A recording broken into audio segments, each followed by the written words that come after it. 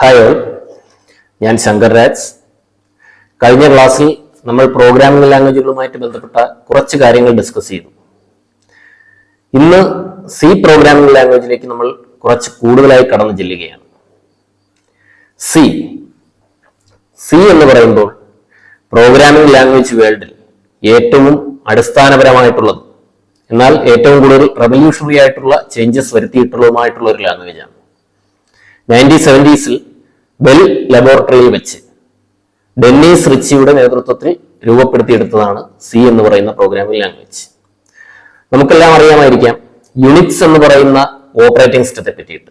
അപ്പൊ ആ ഓപ്പറേറ്റിംഗ് സിസ്റ്റത്തിന്റെ ഡെവലപ്മെന്റിന്റെ ഭാഗമായി രൂപപ്പെട്ടതാണ് സി പ്രോഗ്രാമിംഗ് ലാംഗ്വേജ്.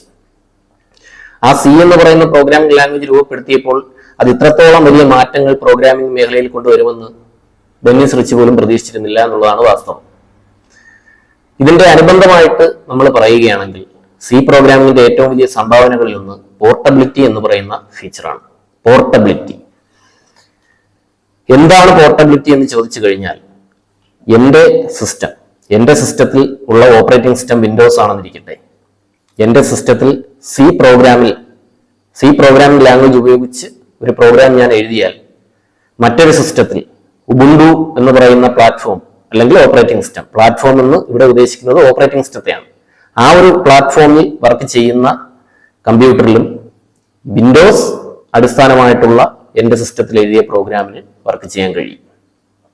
ചുരുക്കത്തിൽ പറഞ്ഞു കഴിഞ്ഞാൽ വ്യത്യസ്തമായിട്ടുള്ള മെഷീൻസ്, വ്യത്യസ്തമായിട്ടുള്ള പ്ലാറ്റ്ഫോം, പോർട്ടബിലിറ്റി, പ്ലാറ്റ്ഫോം ഇൻഡിപെൻഡൻസി മുതലായിട്ടുള്ള കുറച്ചേറെ കൺസെപ്റ്റുകൾ സി എന്ന് പറയുന്ന പ്രോഗ്രാമിംഗ് ലാംഗ്വേജിലൂടെയാണ് പ്രോഗ്രാമിംഗ് വേൾഡിലേക്ക് കടന്നു വന്നിട്ടുള്ളത്.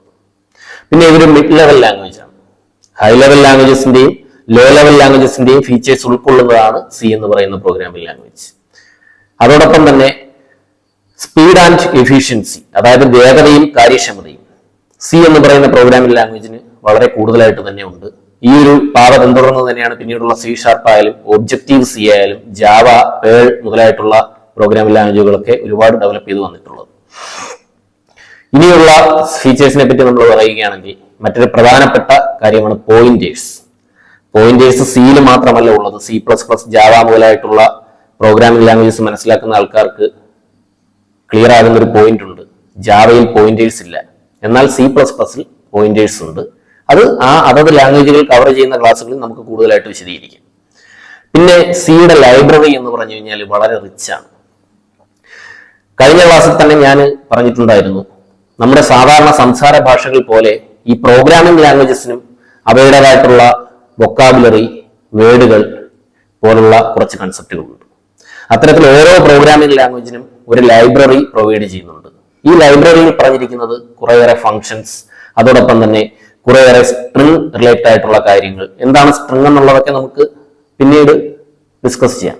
അപ്പൊ ഇത്തരത്തിൽ ഒരുപാട് കാര്യങ്ങൾ, നമ്പേഴ്സ് ആയിട്ടായാലും ക്യാരക്ടേഴ്സ് ആയിട്ടായാലും നമുക്ക് ഡീൽ ചെയ്യാൻ കഴിയുന്ന ഒരുപാട് കാര്യങ്ങൾ എഴുതപ്പെട്ടിരിക്കുന്ന ആ ഒരു മേഖലയെ ലൈബ്രറി എന്ന പേരിലാണ് പ്രോഗ്രാമിംഗ് ലാംഗ്വേജിൽ അറിയപ്പെടുന്നത്. ലൈബ്രറി നമ്മുടെ റിയൽ ലൈഫിൽ എന്താണ് ലൈബ്രറി എന്ന് നമുക്കറിയാം.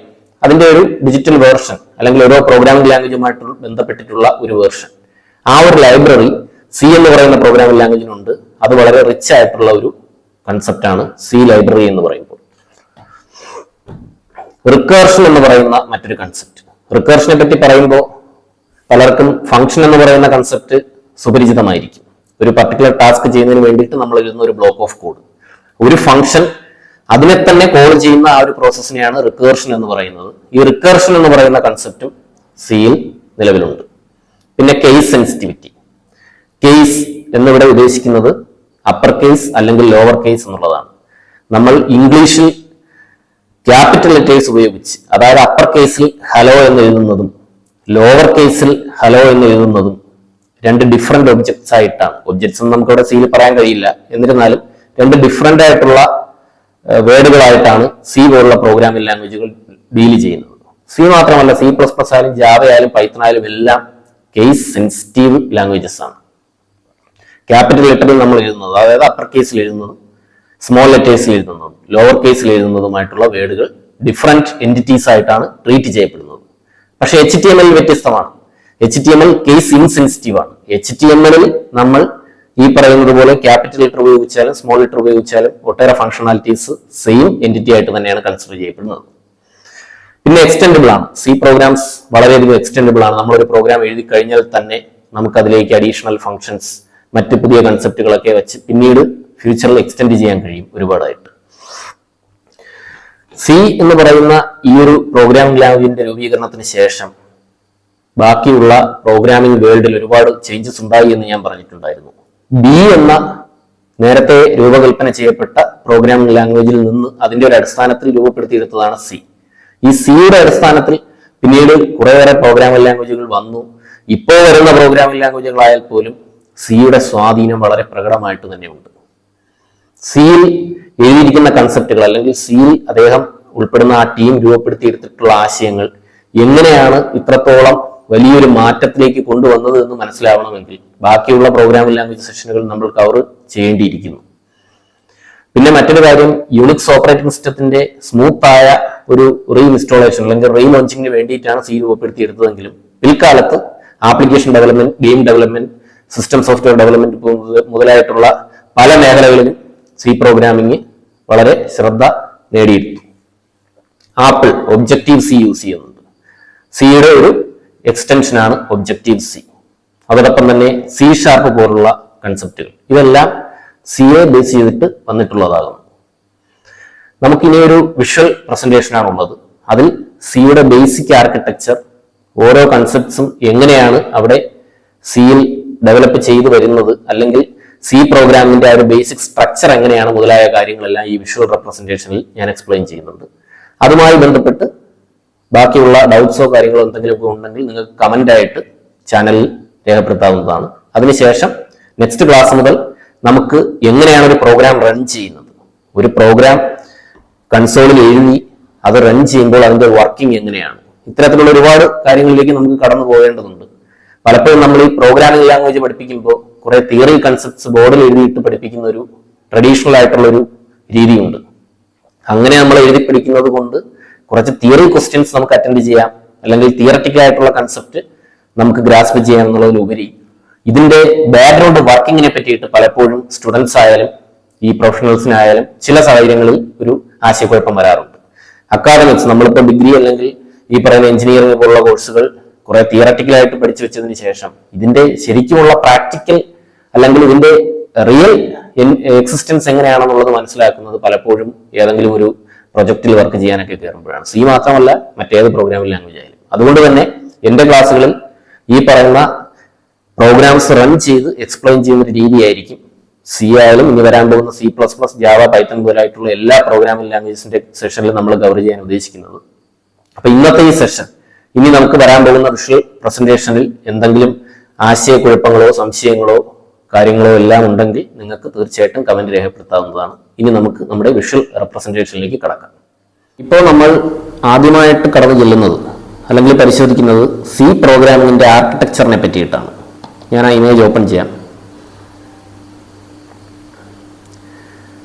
ഇപ്പോൾ കാണുന്നത് ഒരു ഫ്ലോ ചാർട്ട് എന്ന് നമുക്ക് വിളിക്കാം, സിമ്പിളി ഒരു ഇമേജ് എന്ന് വിളിക്കാം. ഫ്ലോ ചാർട്ട് എന്ന് പറയുമ്പോൾ ഒരു പ്രോഗ്രാമിംഗ് ആയിട്ടുള്ള വേർഡാണ്. എനിവേ, ഒരു ഇമേജ് അല്ലെങ്കിൽ ഒരു ഫ്ലോ ചാർട്ട്. ഇവിടെ കുറച്ച് ടേമുകൾ നമ്മൾ കാണുന്നുണ്ട്. സോഴ്സ് കോഡ് എന്നൊരു ടേം കാണുന്നുണ്ട്, pre processor directives, pre processor എന്ന് കാണുന്നുണ്ട്, കമ്പൈലർ എന്ന് കാണുന്നുണ്ട്, ഒബ്ജക്റ്റ് കോഡ് എന്ന് കാണുന്നുണ്ട്, ലിങ്കർ, എക്സിക്യൂട്ടബിൾ കോഡ്, ഇങ്ങനെ കുറച്ച് ടേംസ് കാണുന്നുണ്ട്. പ്രോഗ്രാമിംഗ് ബേസ് ഉള്ള ആൾക്കാർക്ക് ഇത് ഓരോന്നിനെയും പറ്റി ചിലപ്പോൾ ഒരു അടിസ്ഥാനപരമായിട്ടുള്ള ധാരണകൾ ഉണ്ടായിരിക്കാം. അതല്ലാത്ത ആൾക്കാർക്ക് എന്താണ് ഓരോ ടൈമുമെന്ന് ഞാൻ ചെറുതായി ഒന്ന് വിശദീകരിക്കാം. കൂടുതൽ ഡീറ്റെയിൽഡ് ആയിട്ട് നമുക്ക് അടുത്ത ഘട്ടങ്ങളിൽ എക്സ്പ്ലെയിൻ ചെയ്യാം. ആദ്യമായിട്ട് കാണുന്നത് സോഴ്സ് കോഡ് എന്നുള്ളതാണ്. എന്താണ് സോഴ്സ് കോഡ്? സോഴ്സ് കോഡ് എന്ന് പറഞ്ഞു കഴിഞ്ഞാൽ ഏത് പ്രോഗ്രാമിംഗ് ലാംഗ്വേജ് ആയിക്കോട്ടെ, ആ പ്രോഗ്രാമിംഗ് ലാംഗ്വേജ് ഉപയോഗിച്ച് നമ്മൾ എഴുതുന്ന പ്രോഗ്രാമിനെ തന്നെയാണ് സോഴ്സ് കോഡ് അല്ലെങ്കിൽ കോഡ് എന്നൊക്കെ പറയുന്നത്. ഇപ്പോൾ വളരെ ചെറിയൊരു ഉദാഹരണം പറയുകയാണെങ്കിൽ, രണ്ട് നമ്പേഴ്സ് തമ്മിൽ ആഡ് ചെയ്യുന്നതിനുള്ള ഒരു സി പ്രോഗ്രാം നമ്മൾ എഴുതുകയാണ്. അത്തരത്തിലുള്ള കോഡുകളിലേക്ക് ഒക്കെ നമുക്ക് പിന്നീട് പോവാം. അപ്പോൾ ഈ ആഡ് ചെയ്യുന്നതിന് വേണ്ടിയിട്ടുള്ള സി എന്ന് പറയുന്ന പ്രോഗ്രാമിംഗ് ലാംഗ്വേജ് ഉപയോഗിച്ച് എഴുതുന്ന ആ ഇൻസ്ട്രക്ഷൻസ് തന്നെയാണ് അവിടുത്തെ സോഴ്സ് കോഡ്. ഒരു സിമ്പിൾ പ്രോഗ്രാം അല്ല, വളരെ വലിയൊരു ആപ്ലിക്കേഷനാണ് നമ്മൾ ഡെവലപ്പ് ചെയ്യുന്നതെങ്കിലും അവിടെയും നമുക്ക് സി അല്ലെങ്കിൽ സി പ്ലസ് പ്ലസ് അല്ലെങ്കിൽ ജാവ അല്ലെങ്കിൽ പൈത്തൺ അല്ലെങ്കിൽ മറ്റേതെങ്കിലും ലാംഗ്വേജ് ഉപയോഗിച്ചിട്ടുള്ള കോഡുകൾ ഉപയോഗിക്കേണ്ടതായിട്ട് വരും. അപ്പോൾ ഏത് പ്രോഗ്രാമിംഗ് ലാംഗ്വേജ് ആയാലും ഒരു പർട്ടിക്കുലർ ആപ്ലിക്കേഷൻ ചെയ്യുന്നതിന് വേണ്ടി നമ്മൾ എഴുതുന്ന ഇൻസ്ട്രക്ഷൻസ്, സെറ്റ് ഓഫ് ഇൻസ്ട്രക്ഷൻസ്, അവയെയാണ് സോഴ്സ് കോഡുകൾ എന്ന് പറയുന്നത്. അടുത്തതായിട്ട് വരുന്നത് പ്രീ പ്രോസസർ ഡയറക്റ്റീവ്സ് എന്നിങ്ങനെയുള്ള ടൈമുകളാണ്. പിന്നെ കമ്പൈലർ ഉണ്ട്, ലിങ്കർ. ആദ്യമായിട്ട് ഞാൻ കമ്പൈലർ എന്താണെന്ന് വിശദീകരിക്കാം. കമ്പൈലറിനെയും അതിൻ്റെ വർക്കിങ്ങിനെയൊക്കെ പറ്റിയിട്ട് നമ്മൾ പ്രോഗ്രാംസ് എഴുതി റൺ ചെയ്യുന്ന സ്റ്റേജസ് വരുമ്പോൾ കൂടുതലായിട്ട് മനസ്സിലാക്കാൻ കഴിയും. എങ്കിലും കമ്പൈലർ എന്താണ് എന്ന് സിംപ്ലി പറയുകയാണെങ്കിൽ, നമ്മൾ ഈ വീഡിയോയുടെ തുടക്കത്തിൽ തന്നെ സൂചിപ്പിച്ചിട്ടുള്ളതുപോലെ സി പ്രോഗ്രാം ഒരു മിഡ് ലെവൽ ലാംഗ്വേജ് എന്നാണ് വിളിക്കപ്പെടുന്നത് ചില കോണ്ടെക്സ്റ്റുകളിൽ. എന്നാൽ ചില പുസ്തകങ്ങളിൽ ഒരു ഹൈ ലെവൽ ലാംഗ്വേജ് എന്നും പറയുന്നുണ്ട്. അതെന്തായാലും കമ്പ്യൂട്ടർ എന്ന് പറയുന്ന മെഷീൻ അടിസ്ഥാനപരമായിട്ട് മനസ്സിലാകുന്നത് മെഷീൻ ലാംഗ്വേജ് അല്ലെങ്കിൽ ഓബ്ജക്റ്റ് കോഡ് അല്ലെങ്കിൽ ബൈനറി കോഡ് എന്നൊക്കെ പറയുന്ന തരത്തിലുള്ള സീക്വൻസിനെയാണ്. ആദ്യകാലങ്ങളിൽ കമ്പ്യൂട്ടേഴ്സ് ബിൽഡ് ചെയ്യപ്പെട്ടിട്ടുള്ള ആദ്യ കാലഘട്ടങ്ങളിൽ ഡയറക്റ്റ് മെഷീൻ കോഡ് ഉപയോഗിച്ചിട്ടാണ് ഈ പറയുന്ന പ്രോഗ്രാംസ് ചെയ്തുകൊണ്ടിരുന്നത്. പിൽക്കാലത്ത് അസംബ്ലി ലാംഗ്വേജുകൾ വന്നു. അതിനുശേഷം മിഡ് ലെവൽ, ഹൈ ലെവൽ തരത്തിലുള്ള ലാംഗ്വേജുകളെല്ലാം ഉണ്ടായി. പക്ഷേ അന്നായാലും ഇന്നായാലും കമ്പ്യൂട്ടർ അല്ലെങ്കിൽ ഈ പറയുന്ന സിസ്റ്റത്തിന് നേരിട്ട് മനസ്സിലാവുന്നത് ഈ പറയുന്ന മെഷീൻ ലാംഗ്വേജാണ് അല്ലെങ്കിൽ ബൈനറി സീക്വൻസുകളാണ്. അതിൻ്റെ കൂടുതൽ ടെക്നിക്കാലിറ്റീസിലേക്ക് ഞാൻ പോകുന്നില്ല. അപ്പോൾ അപ്പോഴായാലും ഇപ്പോഴായാലും കമ്പ്യൂട്ടറിന് മനസ്സിലാകുന്നത്, കമ്പ്യൂട്ടർ അല്ലെങ്കിൽ ഈ പ്രോസസ്സറിന് മനസ്സിലാകുന്നത് ആ സീക്വൻസ് ആയതുകൊണ്ട് തന്നെ അസംബ്ലി ലാംഗ്വേജുകൾ നിലവിൽ വന്നതിന് ശേഷവും ഹൈ ലെവൽ ലാംഗ്വേജുകൾ നിലവിൽ വന്നതിന് ശേഷവും ഈ പ്രോഗ്രാം കോഡുകളെ, നമ്മൾ എഴുതുന്ന ഈ സോഴ്സ് കോഡുകളെ പ്രോസസ്സറിന് അല്ലെങ്കിൽ കമ്പ്യൂട്ടറിന് നേരിട്ട് മനസ്സിലാക്കാൻ കഴിയുന്ന മെഷീൻ ലാംഗ്വേജായിട്ട് ട്രാൻസ്ലേറ്റ് ചെയ്യേണ്ടിയിരിക്കുന്നു അല്ലെങ്കിൽ കൺവേർട്ട് ചെയ്യേണ്ടിയിരിക്കുന്നു. അതിനുവേണ്ടി ഉപയോഗിക്കുന്ന ട്രാൻസ്ലേറ്റേഴ്സാണ് അസംബ്ലേഴ്സ്, compilers, interpreters മുതലായിട്ടുള്ളവ.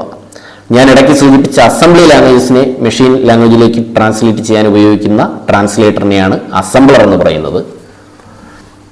Mid level, high level languages ഒക്കെ നിലവിൽ വന്നപ്പോൾ അവയിൽ ഭൂരിപക്ഷം ലാംഗ്വേജുകളെയും മെഷീൻ ലാംഗ്വേജിലേക്ക് ട്രാൻസ്ലേറ്റ് ചെയ്യുന്നതിന് വേണ്ടിയിട്ട് ഉപയോഗിക്കുന്ന ട്രാൻസ്ലേറ്റേഴ്സിൽ ഒരെണ്ണമാണ് കമ്പൈലർ, മറ്റൊരെണ്ണം ഇന്റർപ്രറ്ററാണ്. പൈത്തൺ എന്ന് പറയുന്നത് ഒരു ഇന്റർപ്രറ്റർ ലാംഗ്വേജ് ആണ്. പക്ഷേ സി പ്ലസ് പ്ലസ്, ജാവ മുതലായവ കമ്പൈൽഡ് ലാംഗ്വേജസ് ആണ്. കമ്പൈലറാണ് ഇവിടെ ഉപയോഗിക്കുന്നത്. കമ്പൈലറും ഇന്റർപ്രറ്ററും തമ്മിലുള്ള വ്യത്യാസം നമുക്ക് പിന്നീട് ഒരു സാഹചര്യത്തിൽ എക്സ്പ്ലെയിൻ ചെയ്യാം. അതുകൊണ്ട് തന്നെ സിയിൽ എഴുതുന്ന ഈ സോഴ്സ് കോഡിനെ എക്സിക്യൂട്ടബിൾ കോഡായിട്ട് ട്രാൻസ്ലേറ്റ് ചെയ്യുന്നതിന് വേണ്ടി ഉപയോഗിക്കുന്ന ട്രാൻസ്ലേറ്റർ അല്ലെങ്കിൽ കൺവേർട്ടറാണ് കമ്പൈലർ എന്ന് പറയുന്നത്. പിന്നെയുള്ളത് pre processor directives, pre processor എന്നിവയെ പറ്റിയിട്ട് പറയുന്നുണ്ട്.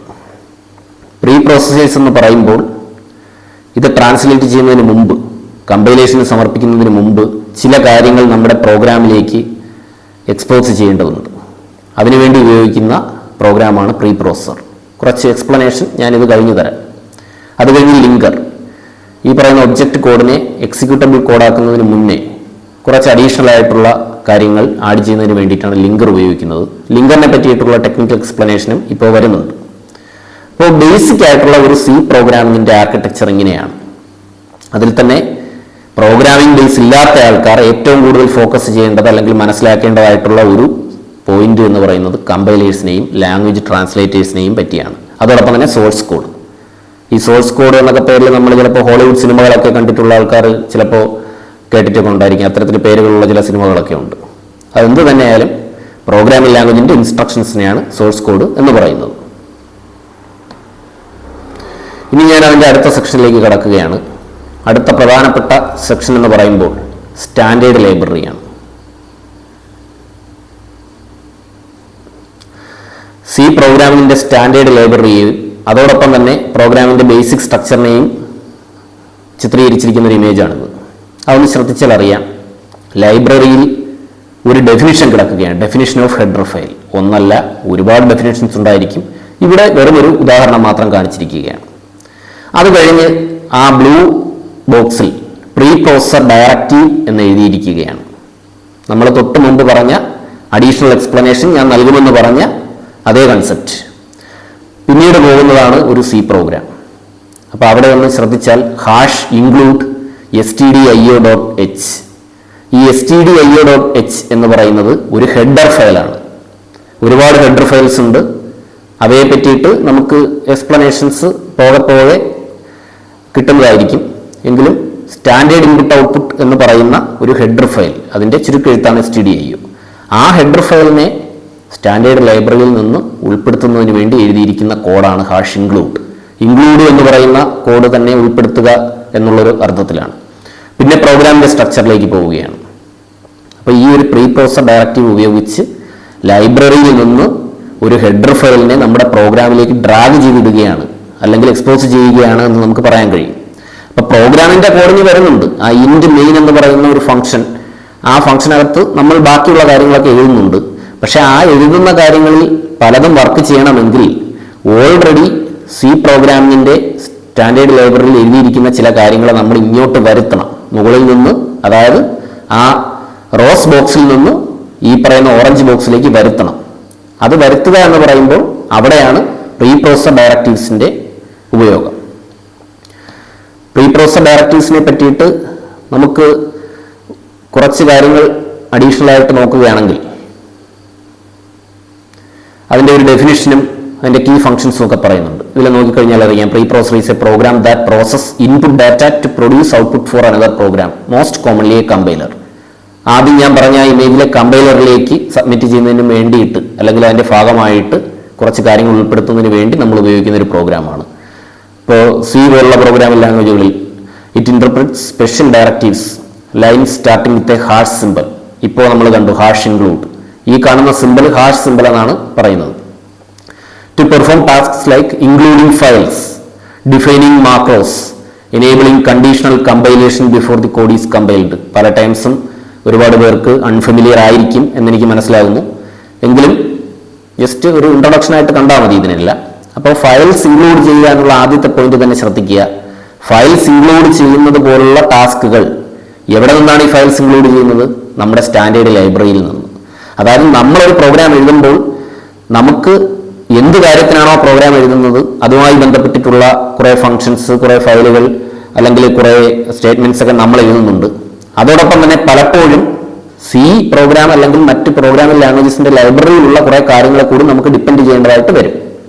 ഇവിടെ ആ ഒരു ഡിപ്പെൻഡൻസി എസ്റ്റാബ്ലിഷ് ചെയ്യുന്നത് അല്ലെങ്കിൽ ഇൻക്ലൂഡ് ചെയ്യുന്നത് ഹാഷ് ഇൻക്ലൂഡ് എന്ന് പറയുന്ന ഒരു പ്രീ പ്രോസസർ ഡയറക്റ്റീവ് ഉപയോഗിച്ചിട്ടാണ്.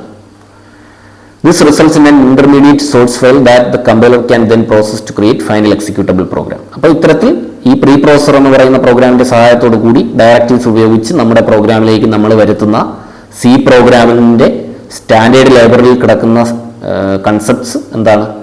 നമ്മൾ കൂടി എഴുതിയ നമ്മുടെ സോഴ്സ് കോഡിനോടൊപ്പം ചേർന്ന് കമ്പൈലറിലേക്ക് പോകുന്നു, കമ്പൈൽ ചെയ്യപ്പെടുന്നു.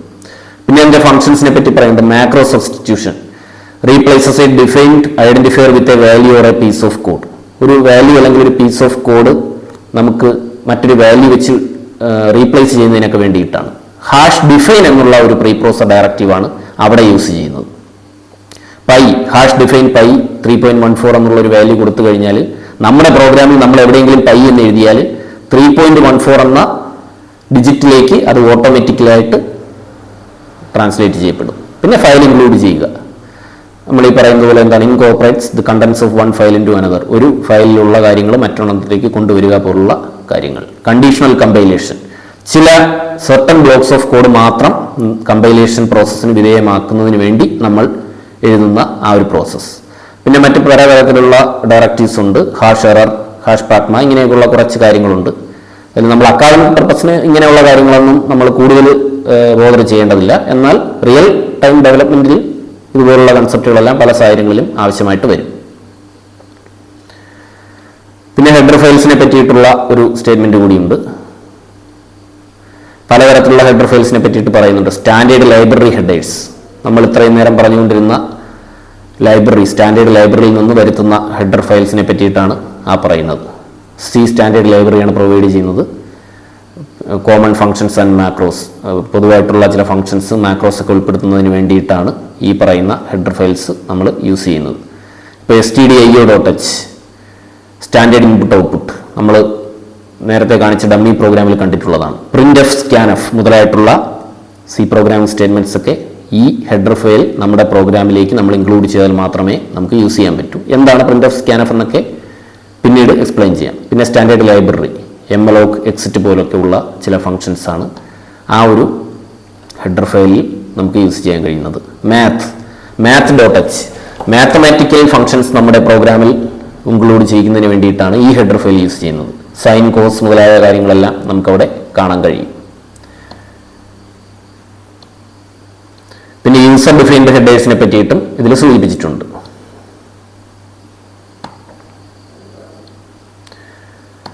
ഇൻക്ലൂഡ് എന്ന് പറയുന്ന ഹെഡർ ഫയലിന്റെ ഒരു അഡീഷണൽ ആയിട്ടുള്ള എക്സ്പ്ലനേഷൻ ആണ് ഇപ്പോൾ വരുന്നത്. Including header files, hash include, ഞാൻ കുറച്ച് മുമ്പ് പറഞ്ഞ ഇൻക്ലൂഡ് എന്ന് പറയുന്ന ഈ ഒരു പ്രീ പ്രോസസർ ഡയറക്റ്റീവ് ഉപയോഗിച്ചിട്ട് നമ്മൾ ഇൻക്ലൂഡ് ചെയ്യുകയാണ്. ഹെഡർ ഫയലിന്റെ പേര് അതുപോലെ തന്നെ കൊടുക്കുക. ആംഗുലാർ ബ്രേസസ് എന്നാണ് ഈ ബ്രാക്കറ്റിന് പറയുന്നത്. ആംഗുലാർ ബ്രേസസിനകത്താണ് നമുക്ക് എന്ത് ഹെഡർ ഫയലാണോ വേണ്ടത്. ഉദാഹരണത്തിന് stdio, സ്റ്റാൻഡേർഡ് ഇൻപുട്ട് ഔട്ട്പുട്ട് എന്ന് പറയുന്ന stdio.h അല്ലെങ്കിൽ math.h, അതാണ് ഇവിടെ വരുന്നത്. ഇത് സിൻടാക്സ് ആണ്. അപ്പോൾ ആ സിൻടാക്സ് നമ്മൾ ശരിക്കുമുള്ള പ്രോഗ്രാമിൽ എഴുതുമ്പോൾ അത്തരത്തിലുള്ള ഹെഡർ ഫയൽസ് നമുക്ക് ഇതിനകത്ത് ഉൾപ്പെടുത്താം. .h എന്ന് പറയുന്ന എക്സ്റ്റൻഷൻ വന്നാൽ അതൊരു ഹെഡർ ഫയലാണ് എന്നാണ് സൂചിപ്പിക്കുന്നത്. ഇനി നമുക്ക് സ്റ്റാൻഡേർഡ് ലൈബ്രറി കണ്ടന്റ്സിന്റെ കുറച്ച് കൂടി ഇലാബറേറ്റഡ് ആയിട്ടുള്ള നോട്ടിലേക്ക് പോവാം. അതിന്റെ കുറച്ച് കണ്ടന്റ്സുമായിട്ട് റിലേറ്റ് ചെയ്തിട്ടുള്ള കുറച്ച് കാര്യങ്ങളാണ് ഇവിടെ പറഞ്ഞിരിക്കുന്നത്. ഇപ്പോൾ സി പ്രോഗ്രാമുമായിട്ടൊക്കെ ബന്ധപ്പെട്ടിട്ടുള്ള അതിൻ്റെ ഫൗണ്ടേഷനുമായി ബന്ധപ്പെട്ട ഒരുപാട് കാര്യങ്ങൾ, ഓപ്പറേഷൻസ് എല്ലാം ഇവിടെ ഉൾപ്പെടുത്തിയിട്ടുണ്ട് എന്നുള്ളതാണ്. പിന്നെ പ്രീ റിട്ടൺ ഫങ്ഷൻസ്, ഒരുപാട് ഫങ്ഷൻസ് ഈ പ്രോഗ്രാമിംഗ് ലാംഗ്വേജുകൾ തന്നെ നമുക്ക് നൽകുന്നുണ്ട്. ഒരുപാട് കാര്യങ്ങൾ നമ്മുടെ പ്രോഗ്രാമിൽ ചെയ്യുന്നതിന് വേണ്ടിയിട്ട് നമുക്ക് ഫങ്ഷൻസ് എഴുതാം. അതോടൊപ്പം തന്നെ പ്രോഗ്രാമിംഗ് ലാംഗ്വേജ് തരുന്ന ഫങ്ഷൻസും ഉണ്ട്. എന്താണ് ഫങ്ഷൻ എന്നുള്ള ആ ഒരു ടെക്നിക്കലി എക്സ്പ്ലനേഷനും അതെങ്ങനെ റൺ ചെയ്യുന്നു എന്നുള്ളതും ഒക്കെ നമുക്ക് വരുന്ന ക്ലാസ്സുകളിൽ കവർ ചെയ്യാം. പോർട്ടബിലിറ്റി, ഞാൻ നേരത്തെ പറഞ്ഞിട്ടുള്ളതുപോലെ തന്നെ പോർട്ടബിലിറ്റി എന്ന് പറയുന്നൊരു കൺസെപ്റ്റ് ഡിഫറൻറ്റ് സി കമ്പൈലേഴ്സ് പ്ലാറ്റ്ഫോംസിലെല്ലാം എന്താണ്, അതായത് ഒരുപാട് വ്യത്യസ്തമായിട്ടുള്ള കമ്പൈലേഴ്സും പ്ലാറ്റ്ഫോംസും മെഷീൻസിലും ഒക്കെ എല്ലാം നമുക്ക് ഇത്തരത്തിലുള്ള കാര്യങ്ങൾ ഉപയോഗിക്കാൻ കഴിയും. ആ ഒരു പ്രോസസ്സിനെയാണ് പോർട്ടബിലിറ്റി എന്ന് പറയുന്നത്. ഇത്രയുമാണ് നമുക്ക് ബേസിക് ആയിട്ട് ഉള്ള ഒരു ആർക്കിടെക്ചർ റിലേറ്റഡ് ആയിട്ട് പറയേണ്ട കാര്യങ്ങൾ. ഒരു പ്രോഗ്രാം, ഒരു ബേസിക് പ്രോഗ്രാം, ഒരു സിമ്പിൾ പ്രോഗ്രാം എങ്ങനെ ചെയ്യും, അതിൻ്റെ കാര്യങ്ങൾ എങ്ങനെയാണ് ഈ പറഞ്ഞ തിയററ്റിക്കൽ കൺസെപ്റ്റ്സ് എല്ലാം നമ്മുടെ പ്രോഗ്രാമിംഗ് ലാംഗ്വേജിൽ പ്രോഗ്രാം ചെയ്യുമ്പോൾ നമുക്ക് കൊണ്ടുവരേണ്ടത് എന്നുള്ള കാര്യങ്ങളെ പറ്റിയിട്ട് അടുത്ത ക്ലാസ്സുകളിൽ വിശദീകരിക്കുന്നതാണ്. സി പ്രോഗ്രാമിംഗിന്റെ ബേസിക് ആയിട്ടുള്ള കുറച്ച് ഹിസ്റ്ററി, അതോടൊപ്പം തന്നെ ആർക്കിടെക്ചർ മുതലായിട്ടുള്ള കാര്യങ്ങളാണ് നമ്മളൊന്ന് കവർ ചെയ്തത്. അടിസ്ഥാനപരമായിട്ടുള്ള ഒരു അവബോധം, ഒരു അവയർനെസ് സിയെ പറ്റിയിട്ട് ഉണ്ടാക്കാൻ ഇത്രയും കാര്യങ്ങൾ മതിയായിരിക്കുമെന്നാണ് ഞാൻ വിശ്വസിക്കുന്നത്. ടെക്നിക്കലിയുള്ള, അതായത് സാങ്കേതികമായിട്ടുള്ള കൂടുതൽ വശങ്ങൾ മനസ്സിലാകണമെങ്കിൽ ഞാൻ നേരത്തെ സൂചിപ്പിച്ചിട്ടുള്ളതുപോലെ തന്നെ കൺസോളിൽ അല്ലെങ്കിൽ ഒരു എഡിറ്ററിൽ പ്രോഗ്രാമിംഗ് ഇൻസ്ട്രക്ഷൻസ് എഴുതിയതിന് ശേഷം അത് റൺ ചെയ്ത് നമ്മൾ നോക്കേണ്ടിയിരിക്കുന്നു. ഓരോ പ്രോഗ്രാമിംഗ് കൺസ്ട്രക്റ്റും എങ്ങനെയാണ് വർക്ക് ചെയ്യുന്നത്, ലോജിക്കലി എന്താണ് ബിഹൈൻഡ് ദ പ്രോസസ്, ഇതെല്ലാം മനസ്സിലാകണമെങ്കിൽ തീർച്ചയായിട്ടും നമ്മൾ ഇനിയുള്ള ക്ലാസ്സുകൾ ശ്രദ്ധിക്കണം. തീർച്ചയായും എല്ലാവരും എൻ്റെ ചാനൽ സബ്സ്ക്രൈബ് ചെയ്യുക, ലൈക്ക് ചെയ്യുക, കമൻറ്റ് ചെയ്യുക. Signing off. താങ്ക്സ്.